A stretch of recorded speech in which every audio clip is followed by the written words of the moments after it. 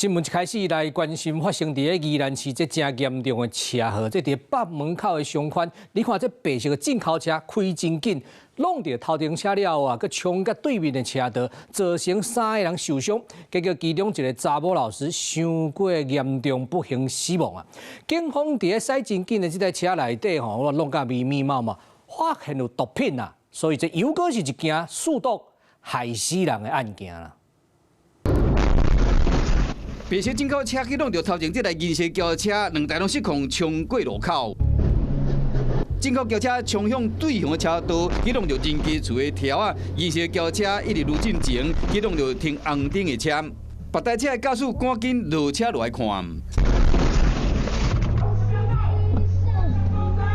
吊衰进口轿车车头拢变形，零件感觉是个悲凉的银色轿车，搁较食力。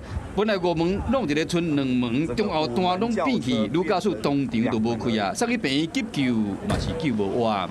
停红灯嘛，忽然听到后面有一声巨响，咔咔咔这样的声音撞过来，有明显的就是震动这样下，对，然后就下车看到，怎么连对向的车一排全部都遭殃。 严重车祸发生伫昨暝9点外，宜兰市中山路3段，总共8台汽机车连环弄，造成3人受伤，甲一个女老师无命。他把3楼租给我们的外师，他非常照顾他，他每天都载他上下班，没有带到冬衣，帮他募冬衣，爱心。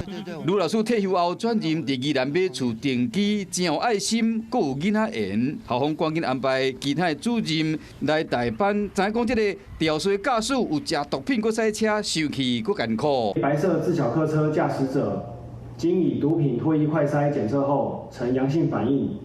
并于该车内查获依托米纸。除了女老师不幸无命，被弄到的女骑士倒脚骨折、脑部出血。吊衰车辆坐入副驾驶座的小姐，脚甲手拢有受伤；细林的驾驶是头甲脚甲手拢有受伤。有毒品甲伤害真可疑，食毒驶车害死人，造成无辜的家庭破碎。